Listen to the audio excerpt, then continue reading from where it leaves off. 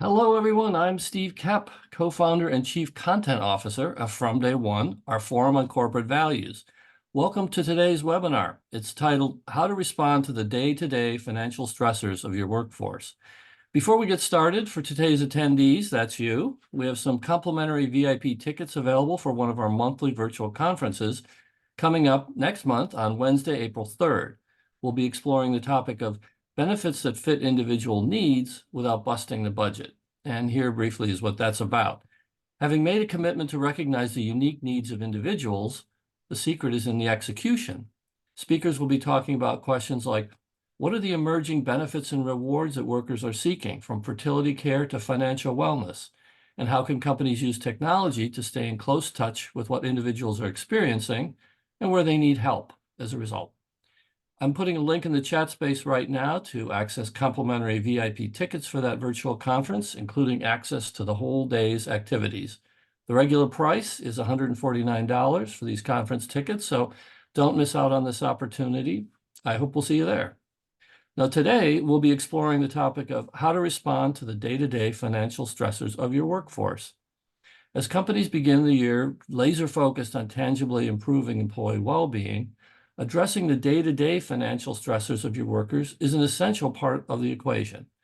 The reality is that employees are facing near-term financial challenges, with an estimated 63% living paycheck to paycheck, more than a third lacking funds to cover $400 emergency expenses, and nearly half struggling to meet household expenses.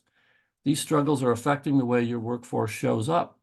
Today, you'll learn how innovative solutions offer employees a quick, dignified path to financial relief in uncertain times. Today's webinar is presented with support from Canary. I'll tell you a bit about them. Canary's technology and services enables clients, including employers, nonprofits, and others, to give individuals money at pivotal moments in their lives, but with dignity and efficiency.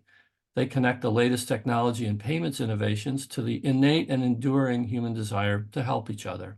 Now, a few quick logistical items before we get started. This webinar is being recorded and it'll be available on demand soon after the event. So you can look out for an email in about 24 hours with the link. That same email will have info on how you can get professional development credits for this session from both the Society of Human Resource Management and the HR Certification Institute. We'll have a written account of the conversation on our website at fromdayone.co. Now, about 45 minutes into this webinar, we'll have a Q&A session. You can submit your questions anytime using the Q&A button at the bottom of your screen. Remember, this webinar is designed to be of service to you, so please send us a question and we'll aim to respond. With all that said, let's meet today's speakers. Leading today's webinar, we have Rachel Schneider, CEO and founder of Canary. Rachel will be interviewed by Ellen Stark, who serves as the executive editor at Foundry 360, a part of Dotdash Meredith Company, where she creates content for financial services companies. Previously, she spent more than 20 years as a writer and editor at Money Magazine and has written on personal finance for Time Magazine, Consumer Reports, and several others. So, Ellen, Rachel, welcome, and please take it away. Great. Well, thanks for having us, Steve. Delighted to be here talking to Rachel. And I want to sort of jump in. Steve made reference to some of this in his setup, to some of the statistics out there on lack of emergency savings and trouble meeting bills. But I thought maybe we'd pause and return to that a little bit just to start, just get a sense of what American workers are facing right now and what makes them susceptible to financial shocks. Oh, I'm having trouble hearing. You know what? It is remarkable that one can still leave oneself on mute after all these years of Zoom. But yeah, I'm so glad to be here having this conversation, and really glad to start at the beginning. Really, like, why do employees have financial stress? You know, the reality is that inflation has been in the news a lot in the last year or two, but the cost of living has increased at a greater rate than wages for several decades. So it's been particularly fast lately, but it is just a long-term trend that, and you know, we all feel this and see it in our lives. The cost of it's the things we really care about, right? It's the cost of housing, transportation, education, medical care. Those costs have really gone through the roof. Wages haven't quite kept pace. And so there's a real need for financial solutions that help people to manage that. Yeah, I assume that, obviously if your cost of living is going up beyond your wages, it makes it much harder to put aside money. You're probably putting more on your credit cards. And are there other sort of steps people are, even more extreme steps people are taking that could be really harmful? Yeah, we absolutely see rising debt amongst Americans. We see lower amounts of savings. So the Federal Reserve does this survey every other year about financial well-being, and they get a lot of press for some of the findings. One of the things they point out is, the majority of Americans can't handle a crisis very easily. And so, specifically 45% of people can't easily handle a $2,000 expense.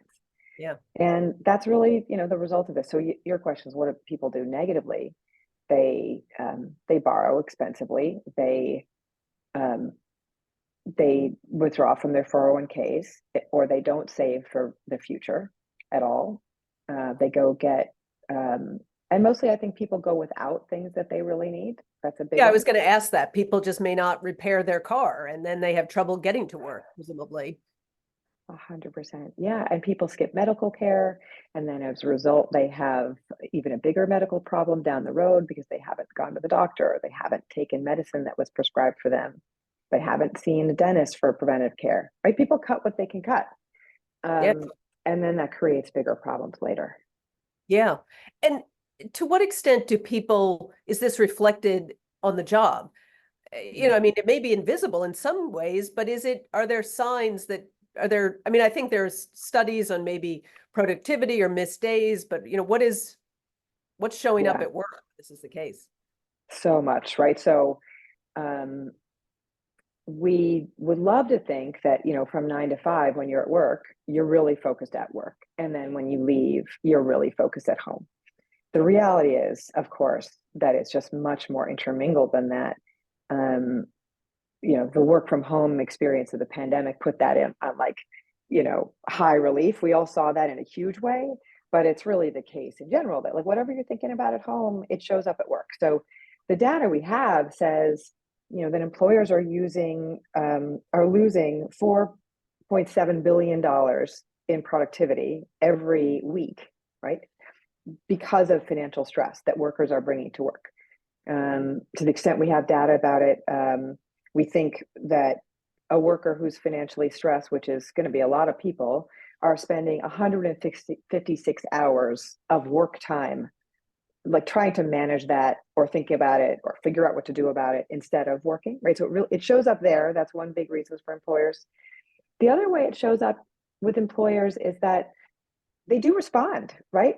Because of course, if you have a colleague who's in crisis, you're going to try and do something about it. So a lot of employers do something off the side of somebody's desk, right? They figure out a pay advance. They take up a collection. They authorize employees to do a GoFundMe and distribute that around the office. So employers are responsive to this need because it's a basic human desire to help each other. Yeah, I would And assume. that's the real issue. Yeah. Yeah. And also, it seems counterintuitive that if you're having financial trouble, you would leave your job. But presumably, for some people, it gets so overwhelming they can't even hold down a job. And that leads to problems of having to replace workers and the costs of that. So true. And that's the story that gets told most often on that, and that we absolutely see, is the employee who has a car problem, doesn't have the money to fix it, is now taking Ubers to work. So financially getting more and more in the hole, plus being late, plus not being able to really do their job. I talked with one employer really early on in the development of this business who said, I had this employee that this was the story they were experiencing. It was bad for morale for the whole team, right? Because when you have somebody who's underperforming and it's because they're suffering, it's just a drag on everybody's productivity. But then ultimately this person left the company, and they needed to pay to replace them. We know that at a minimum, it's $7,000 to replace a person, right? Recruiting, training, lost time at work. And that's for a fairly low paid person. A higher paid person, of course, it's way more. And this particular person said, if I could have spent $2,000 to help this person fix their car instead of 7,000 to replace them, it's just a huge win for everybody, right? It feels better for the employees, better for the company. Yeah, and you made reference to this, but it may have a wider sort of effect on morale within a workplace because people are caring. People are upset if they know that, so and so is having problems and struggling. I assume it's have broader ramifications too. I think it does. I mean, we spend so many hours at work. These relationships at work really matter. We know what's happening in people's lives, at least to some extent. And it feels better when you're connected to those people in a positive way. So if somebody's suffering, you do want to help. Yeah. It makes a big difference.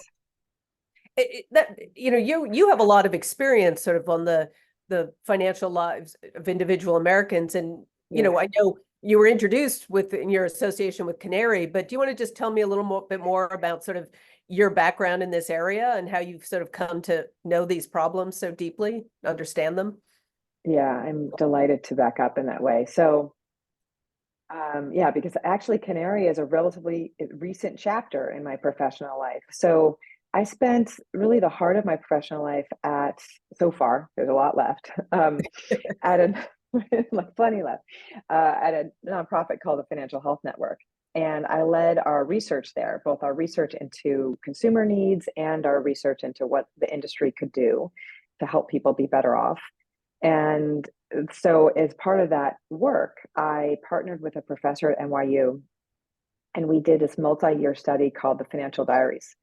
And what we did, which is it was an extraordinary experience and learning opportunity. We worked with 235 families.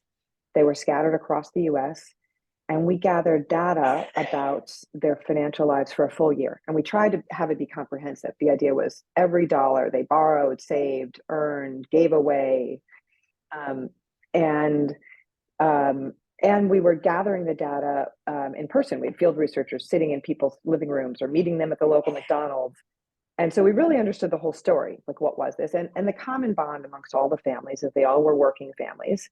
They were all families at or below the average income. So they weren't like flush, right? They were regular people, nurses, taxi drivers, supers in buildings, right? Like lots of the jobs people did were just a huge range, but it was extraordinary.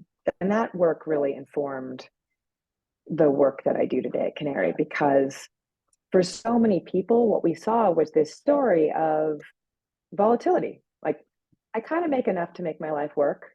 I'm basically stable, but then this one thing happens and it's a disruption. And now what do I do?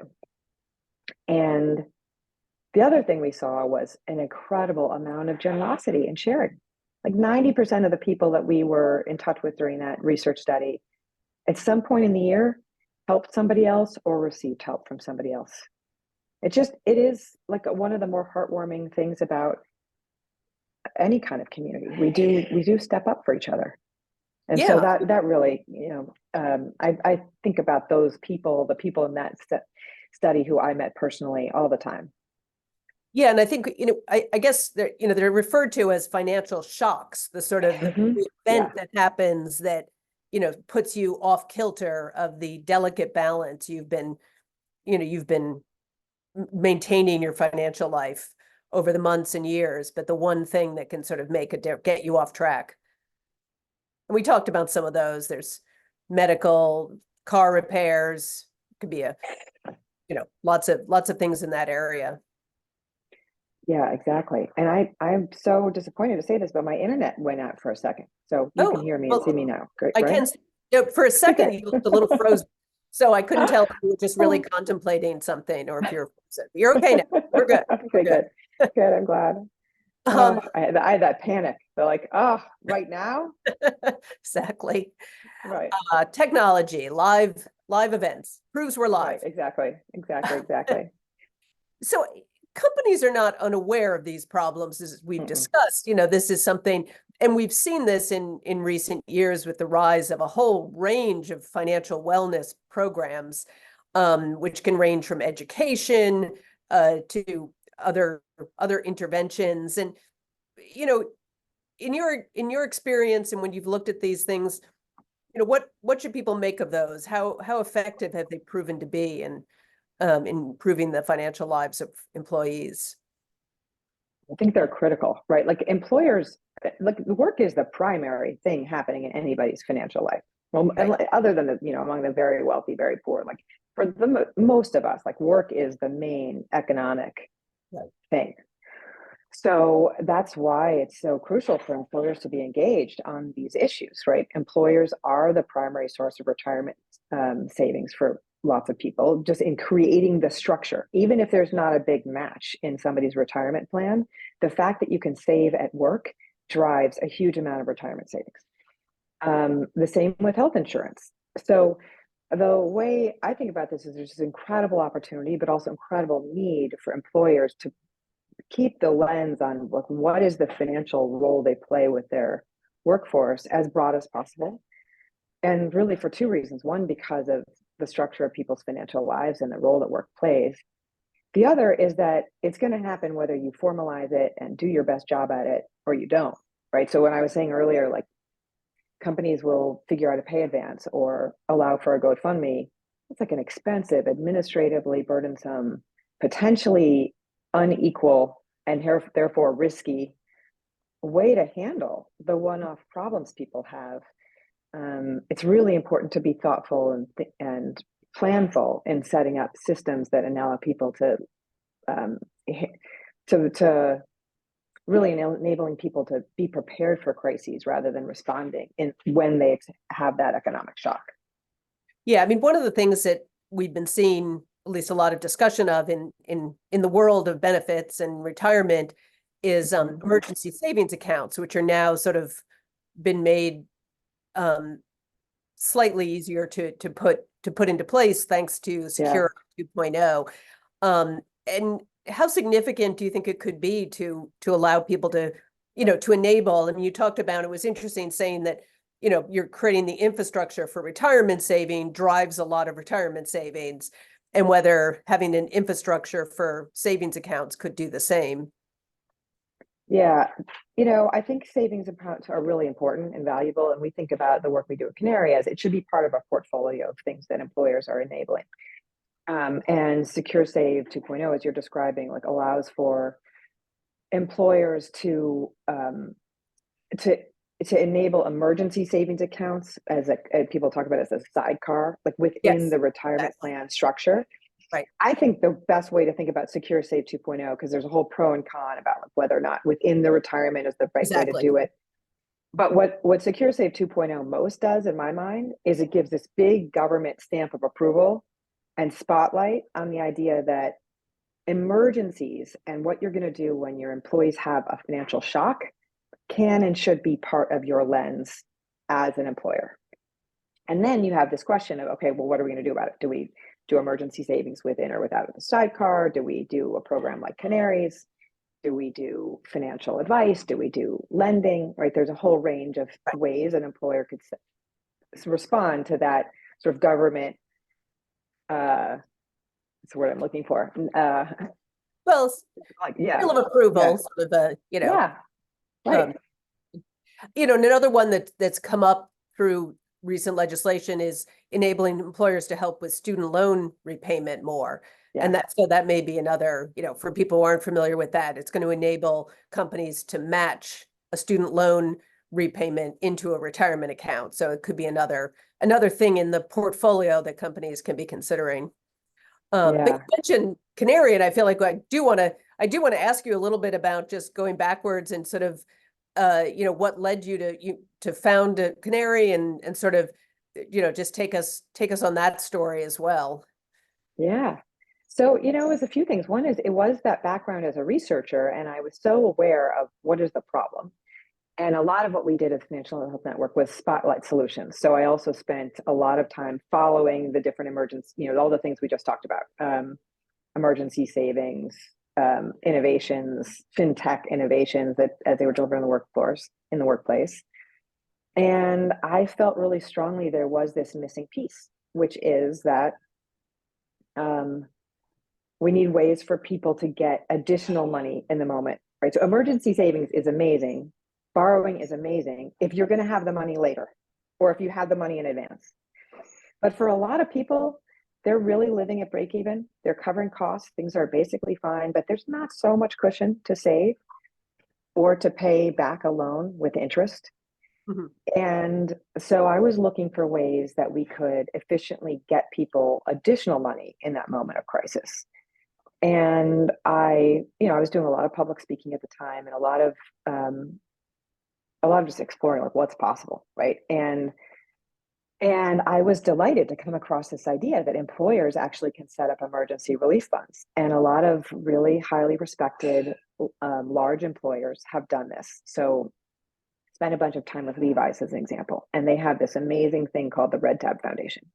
The Red Tab Foundation is a charitable foundation that anyone could donate to, but mostly they raise money from current and former Levi's employees. Mhm. And the company puts some money in, right? And then if you work for Levi's and you experience any of the kind of stuff we were talking about, right? A financial shock that makes it hard for you to pay basic living expenses, then you can come and request help, and you receive you receive a payment from the Red Tab Foundation, and that payment is not taxable because it's not income. It's simply a gift, a charitable gift that acknowledges your crisis.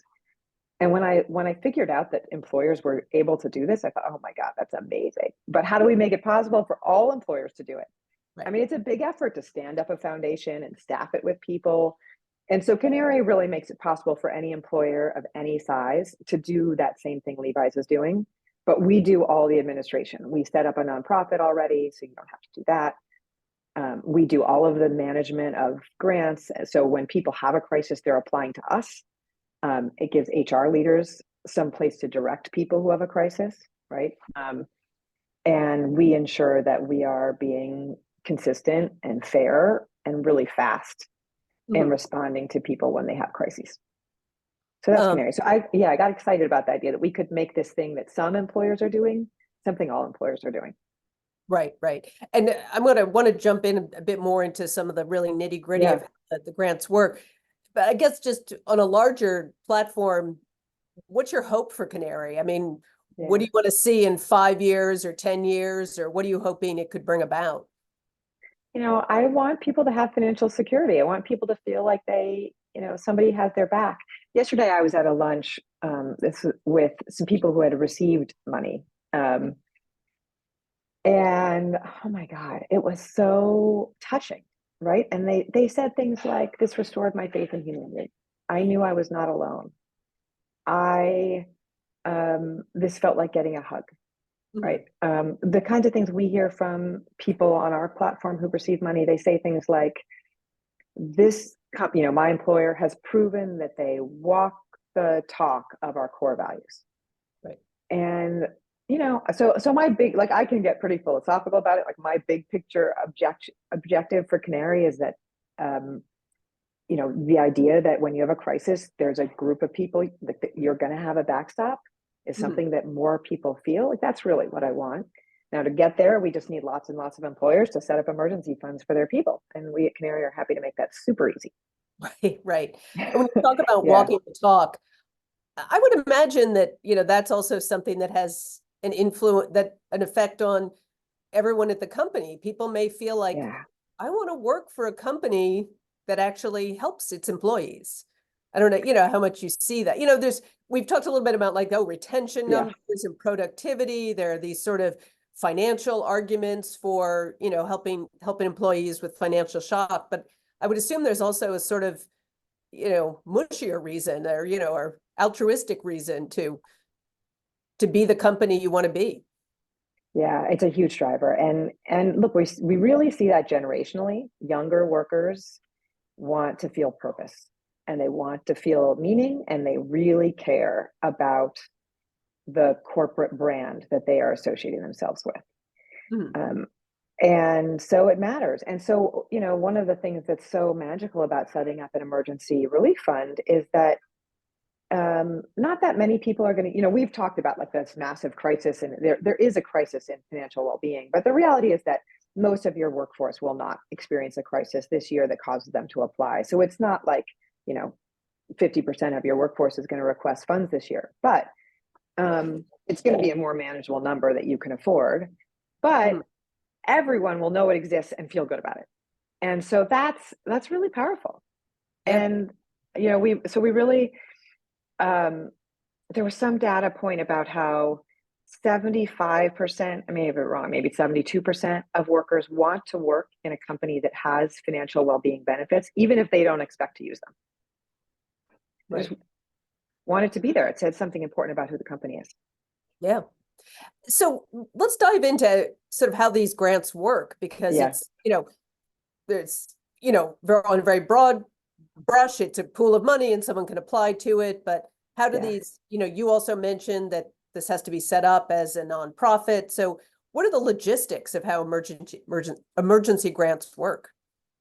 Yeah. So the logistics are what's happening here from a tax perspective is that charitable organizations can give money to individuals in crisis. So the IRS has some rules around under what circumstance, if the origin of that money is the company, right? So if the company is donating money to a nonprofit that's then going to donate money to individuals, there are certain rules you have to follow to make sure that this isn't just an end run around payroll taxes, right? Yeah.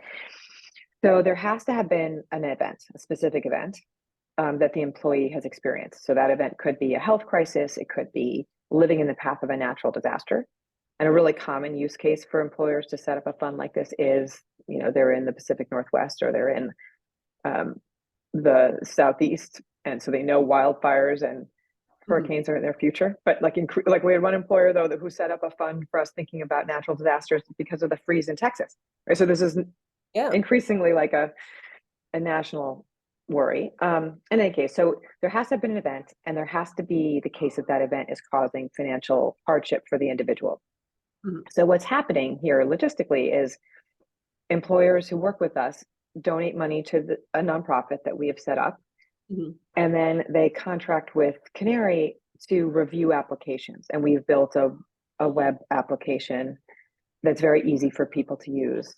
And so then it's really the same as your 401k or your health insurance, where you say, if you have a crisis, go to Canary, just like you'd say, if you're saving for retirement, go to our plan provider. Right. And so we collect the information from people that allow us to know that they meet the criteria. And if they do, then we distribute money to them. And it's really that simple. It sounds like, I think companies can get worked up, like, well, any new thing feels complicated to take on, but it's really, there's a handful of decisions for an employer to make. Like what is our budget, which will help us understand, like, what should the maximum grant size be? How broad of an event list should we offer? And from there, it's really on us to make it as easy as we can. Well, since you're, taking care of administering the grants, is it visible to employers? Do they know what employees got grants? I'm so glad you asked that, because that's one of the key benefits for everyone involved. For the employer, so the employer has access to an aggregate, anonymous set of data, right? This number of people received grants for these reasons, and they have access to that real time online. But they never hear who it was or what exactly happened to them, which really increases the dignity of the individual. Like nobody wants to go to their boss and say, I received an unexpected notice that I have to vacate my rental because it's being sold, and I don't have money for first and last rent, and I'm going to be living out of my car next week. Like there's nobody wants to say that to their boss. Right. And so, the fact that they can come to us and say that, and we can get them money really quickly, like our processes are fast. So that example is top of mind for me, because I was reading the story of somebody who applied for a grant recently, and that's what happened to them, right? And we were able to get them money quickly enough that they were consistently housed. Yeah. But the employer doesn't know that, and which means the employee can still show up at work with their head held high, like pretending they're fully focused and doing their best to be fully focused, putting their best foot forward. Right. Does a system like this capture, there's, you mentioned GoFundMe campaigns a little while ago, but I think it's always been commonplace. I mean, I had a coworker who had a bad house fire, and everybody chipped in to like, help her buy new things for her kitchen and everything. And it was employee to employee generosity. And, it happens all the time that, somebody emails around, so-and-so has a sick kid in the hospital. Here's a GoFundMe. Can a system like this also accommodate that kind of generosity? Yeah, it really can. So that kind of generosity, I mean, there's almost no one that I've explained what Canary does who hasn't had a story like that in their head, right? Because it is just part of life.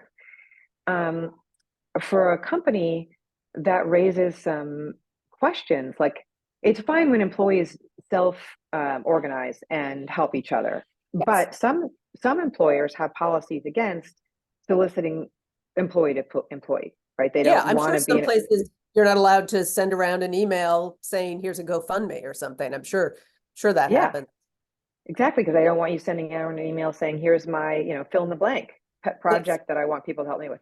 Had I was running me, like, I was part of a PTA listserv, and like, there were such strong rules around, like, this is not for soliciting about your business or Right. right.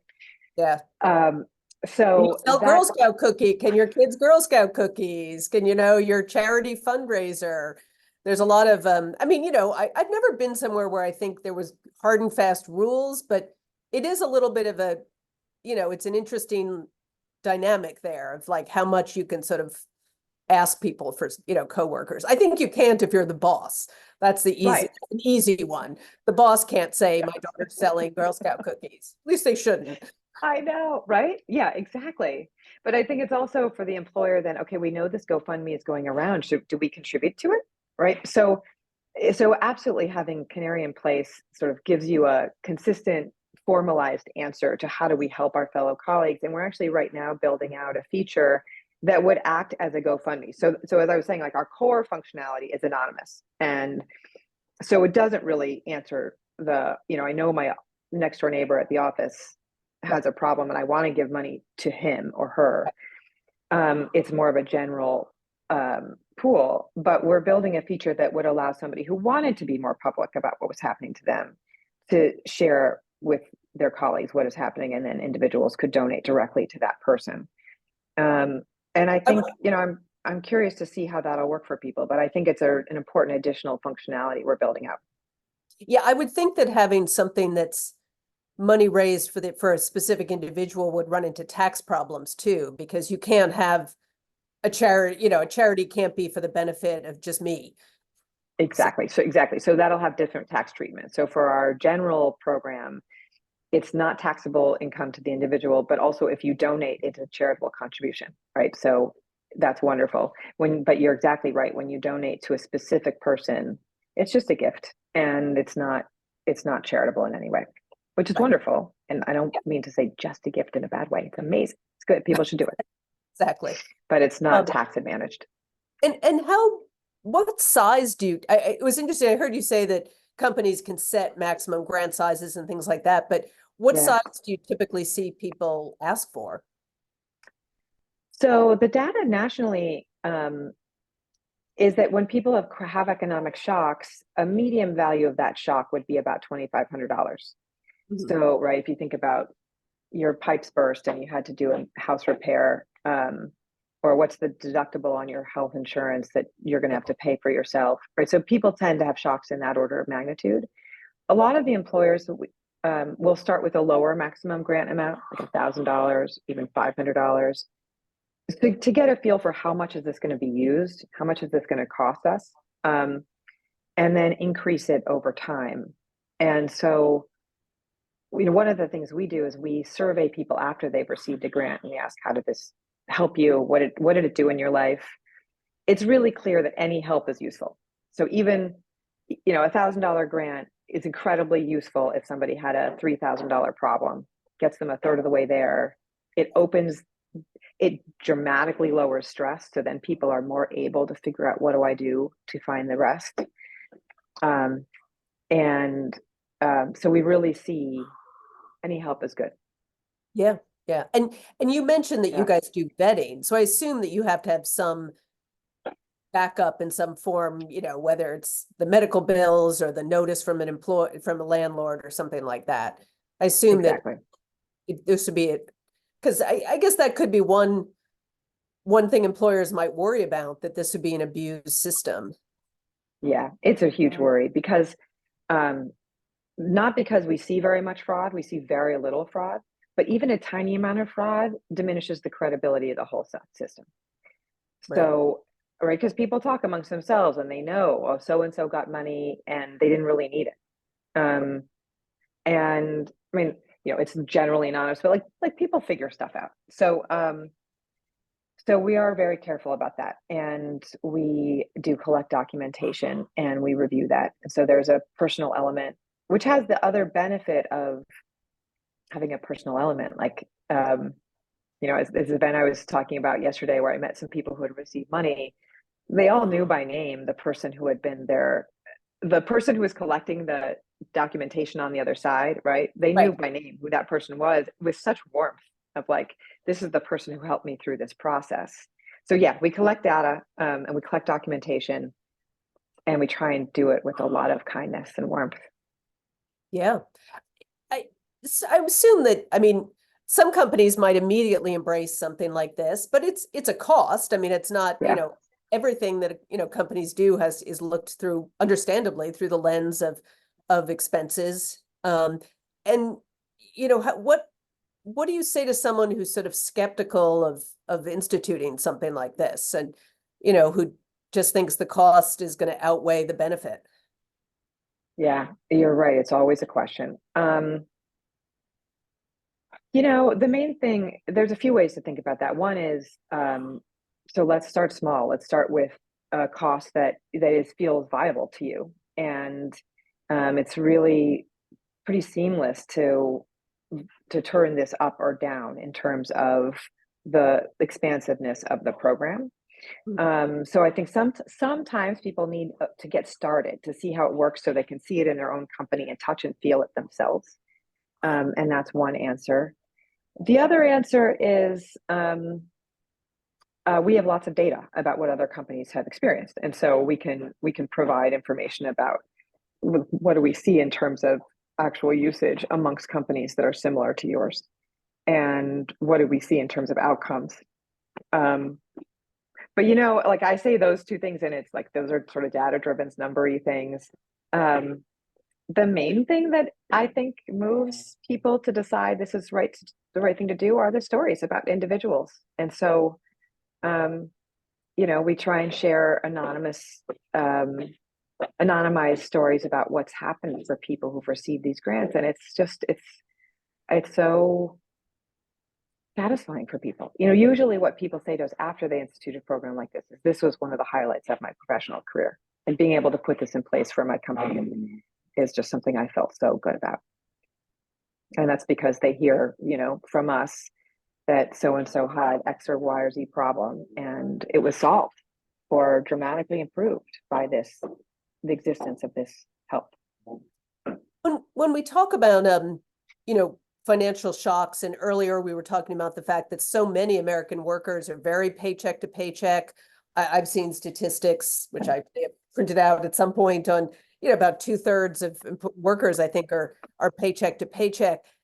And is there a sort of, if you just solve a single shock, is that enough? Is there, does sort of does helping people, yes, it's obviously important, but should there be, is there a need to couple this kind of approach with something else? And of course, one argument would say, well, you couple it with higher pay, but that's also not feasible in many situations. So I think that, people's expenses, people are just seeing their rents go up there, they really are, a lot of people are living on the edge. Yeah, it's really true. So, that's exactly the kind of question I spent all of my years researching, wrestling with, like just worrying about, like, is this the best thing to do? What's the thing that'll actually change somebody's life? And ultimately, there's no one answer, right? There just isn't. So yes, if companies can raise wages, they should aim for doing so in many cases. Like, I tend to have this yes and response. I Yes. think that an emergency fund like ours is really most effective at a company that is thinking holistically. Like we could think about how this connects in with a financial advice platform you're also working with, or how it connects in with an emergency savings, and how it connects in with your wage strategy or your short-term disability, part-time, like it all does fit together, right? How does your paid time off affect this? And it's we love being in that conversation with an HR leader. How does this fit in with the other things you do? That's really wonderful place to be. The reason I personally spend my time on this solution versus those other ones is because I think it's the thing that I think that it is the thing that in the moment somebody needs most. Right? When somebody is experiencing a crisis, to talk to them about how to plan for the next one, or how to save for the next one, or it's like you're just missing the mark. And I think, so the reality is a lot of people are, as you said, living paycheck to paycheck. They need a long-term strategy to not be doing so. Right. But today they are, and we have to solve the problem that currently exists. Yeah. So, I mean, it's not, yes, as you say, it's not if someone comes to you with some financial crisis saying to sign up for our financial education, our financial coaching program.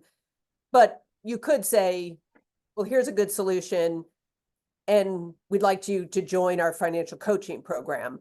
I assume that a company might be able to approach it that way, that they'd want to bundle this with other benefits. Exactly. One of our clients, when they announced this program internally, they announced it along with a financial advice program. So it was, here's the ways that we are helping you help yourself, and here's the way where we are, as a community, all going to help each other and going to help anybody who has a crisis. So it had this very coherent, you're an individual and you're responsible for your own financial life, but this is how we support you doing so. And there are moments when you need help that's broader than just you, and here's how we do that. And I thought that was really wise.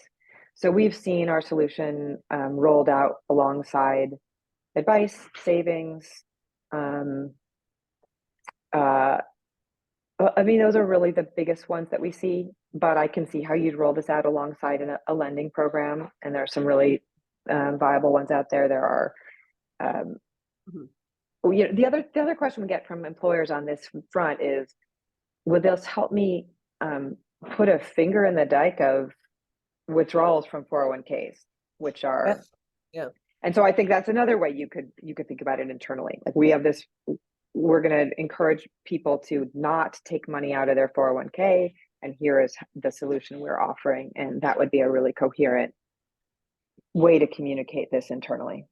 Well, another thing that raises, and I want to get to questions in just 1 minute. If employers see a lot of people taking hardship withdrawals from their 401k, that's a little bit of a way they can see the larger picture of what kind of problems their employees are going through. And I'm wondering if it may just be on too small a scale, but do some of these programs also give employers a little bit of a window into larger issues? If they see a lot of things for medical expenses, you might give an issue into like, well, maybe we need to switch carriers or something. Or I don't know. I don't know whether that ever comes about, and if that just needs too much volume to be meaningful. No, I love that question. That's actually why we named ourselves Canary. Canary, right. And the canary in the coal mine was, if you think about it, like an innovative technological solution at the time that warns you of impending danger. And so, we absolutely think that if we see, a confluence of requests about a specific problem, that is a really valuable data point for the HR leader at that company.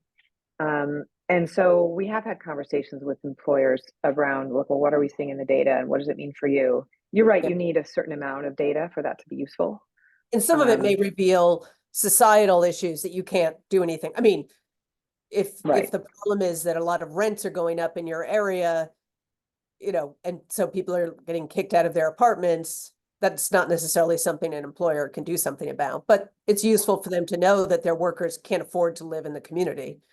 Yeah, and for, not all employers get involved in this at this level, but there are certainly very large companies who do then start to think about, well, where are we locating our offices or our facilities, and what does that mean for where people can afford to live, and start going to lobby their local governments around transportation and housing, right? So you have to be at a pretty big scale before that's the way you're spending your time as a company.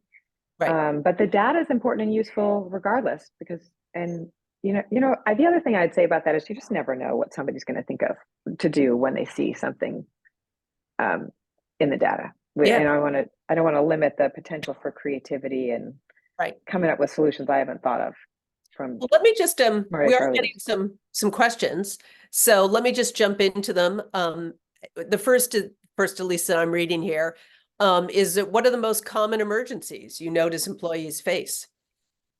Yeah, the big ones are related to health or car. So a lot of people have health insurance, and that's going to cover the basics. But if you're out of work for 3 weeks because of a health issue, that loss of income may really be material. And so often what we're dealing with are the additional ancillary costs caused by health problems. And not all employers choose to include cars related in their programs, but when it's included, it's a big one for people. Got it. Got it. And someone writes that their company runs a program like this internally, and they wonder what the value is on handing it off to a third party like Canary. Yeah. First of all, I love whenever I hear anybody's running something like this internally. That's great. I think the main benefits of a third party are really that this is the only thing we do. So it is, as a result, we're very fast in responding to people. Mm-hmm. A lot of times internal programs are far slower than we are. So we get back to individual applicants within 2 days as at a minimum, and often have money in their hands within 4 days. But it's also about keeping it anonymous for the individual. So it can be trickier to go to your internal manager of this program than us. But I do think some of this is a choice. Like, the benefit of running it internally is if you are connected to, you're really embedded with the communications internally around it. That can be really nice. Or if you're folding it into other employee engagement, that can be really nice. So, I'm not going to say every single company should stop doing it themselves and work with us, but we do make it really easy. Right. And so if you don't have the next question is about the anonymity. And I know you and I talked about that it's anonymous, that the employer doesn't know who the person is, but obviously Canary or whoever is administering a type of the program like this does have to know, I assume. Yeah, we do know. And I think that's one of that anonymity is a really powerful reason to work with a third party,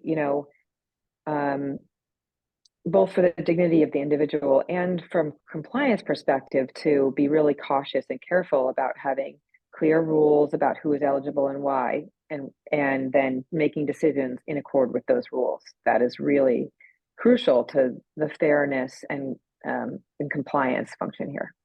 Right. The next one, just an interesting question, and I'll just read it in full because I think it's, do you administer a program that maybe is not a crisis situation, but more if you wanted to do a program where an employee wants their kid to participate in an extracurricular activity but cannot afford it, or a preschool and cannot afford it? And I'm sure we could think of lots more examples like that, but it's a sort of non-crisis, but very important cost that employees. Yeah, absolutely. Absolutely. And we get this question sometimes about scholarship programs too. So the basic technology we've built is there's an application, right? An eligibility screen, if you like to use really, wonky language. And then we review information against that eligibility screen and transfer money if the person meets if the facts of this particular case meet the overall program guidelines. Mm-hmm. So we could really administer any program where that's what's happening. And so, it wasn't the subject of this conversation as much, but Canary as a company is administering all kinds of programs in addition to employee financial crisis programs. And yeah, we'd be delighted to talk about that. It's fun to be able to help people envision how to be creative and expansive and supporting their people.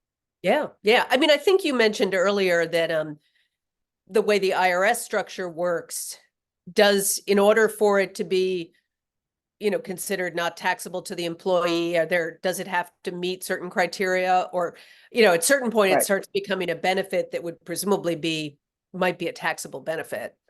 Exactly. So then there's this additional, so in the case this person's envisioning, it probably would be a taxable benefit.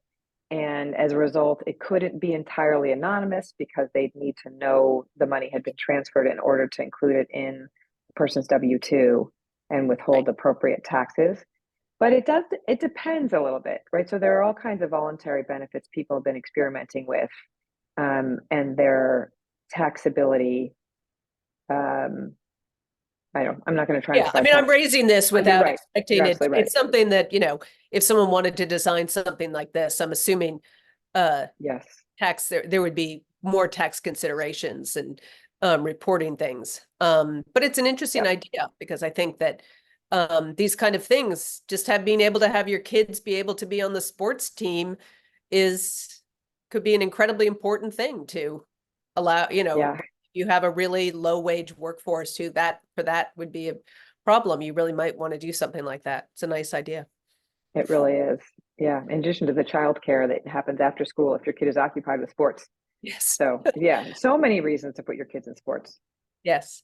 The next one we did talk about briefly, but we can just quickly reiterate. There was a question of do the applicants need to prove their needs somehow? Which we touched on, but we could say again, they do in fact have to provide some documentation.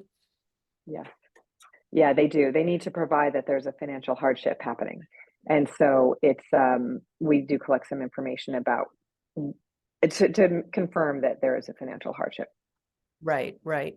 Yeah, a couple of these, someone asked how fast it goes. And I think you said it could just be a couple of days, right? So we can. Yeah, it depends on the individual. They need to provide us this data that was just asked about, right? So we need documentation that there was an event. We need documentation that there's a need. And so if somebody provides all of that seamlessly, easily, yeah, days. If it's, and there are absolutely instances where somebody applies today, full application, everything is fine, and we are moving money to them the next day. It's just often the case that, people are people, and they fill out an application and they upload documentation and their name is blurry, or they've cut off the amount, or, a lot of the back and forth is stuff like that. And someone asked, again, this was something we talked about a little bit on how big the grants usually are. But it's the second half of the question is sort of interesting. It's that, how do you know if it's enough to really help? And you spoke to that a little bit, but I think that's an interesting question. Yeah, so we just put out an impact report recently around what we saw in last year's grant. And we do that on an annual basis. The kind of things we're asking people about are what negative thing, this is really hard research to do because you're looking for counterfactuals, right? But if you hadn't received this money, what bad thing would have happened to you?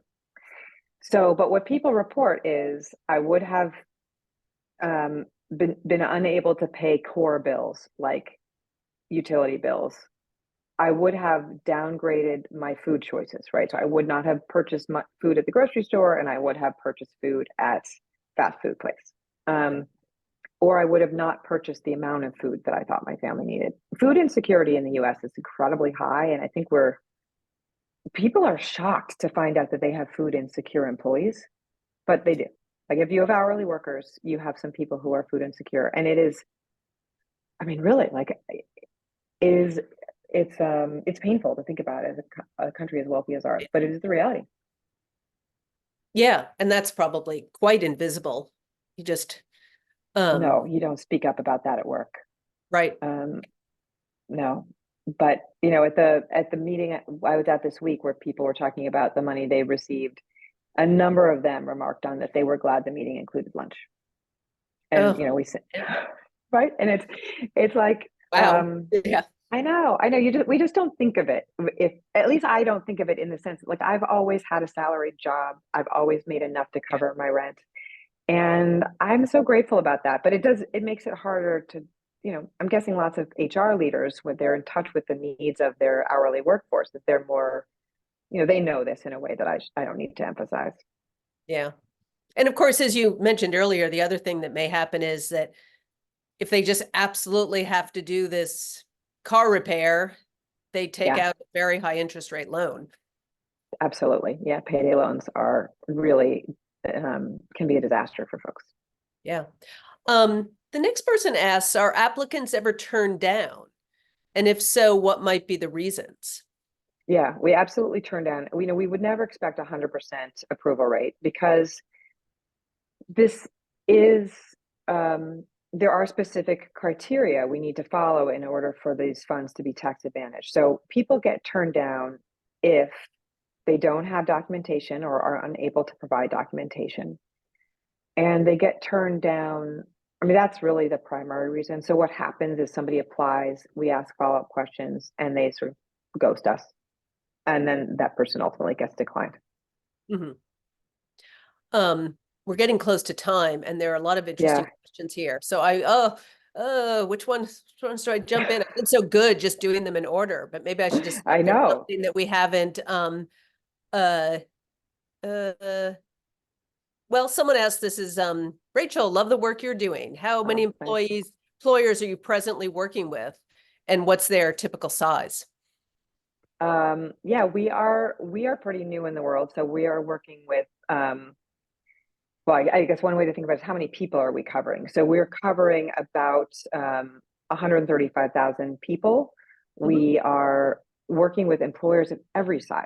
Like, I really want to encourage people to think this is doable for you. If you have 300 employees, it is doable for you if you have 300,000. The other thing I saw in here is somebody saying, how do I bring this forward? And that's another good one. That is something I would just urge you to reach out to us, because we love nothing more than to help you brainstorm how are you going to bring this forward within your company. I understand that a major job for HR leaders is how do I champion what I care about? Yeah. And that's a lot of what we do in our sales process, is brainstorm with you what's going to work for you. And yeah, we just want to be in touch. If we can be helpful, we want to be helpful. Yeah. I'll just do one more, and then I know we've done this back to Steve. Someone raises a question of the risk of running out of funds, and then the employer can help employees equally. And what are the repercussions if that happens? That was a good one. They're all really good. Is. No, agreed. All of these are so helpful. And that worry is, I should have mentioned that perhaps when you said, what are the barriers for people to launch this internally? That worry is the barrier. So what we do is we work with you in advance to understand what is your budget, and let's design a program where we expect that will not happen.